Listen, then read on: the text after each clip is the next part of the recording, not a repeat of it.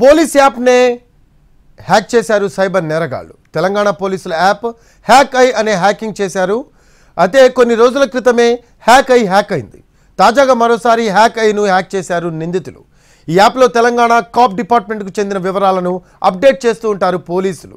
అయితే పోలీసులు వినియోగించే యాప్లో డేటాను హ్యాక్ చేసి ఆన్లైన్లో అమ్మకానికి పెట్టడంతో కలకలం రేగింది.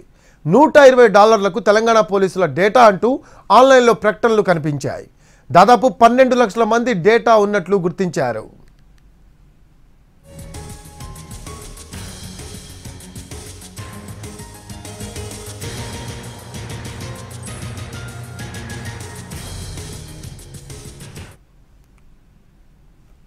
పోలీస్ యాప్నే హ్యాక్ చేశారు సైబర్ నేరగాళ్లు.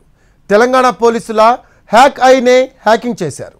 కొన్ని రోజుల క్రితమే హ్యాక్ అయింది.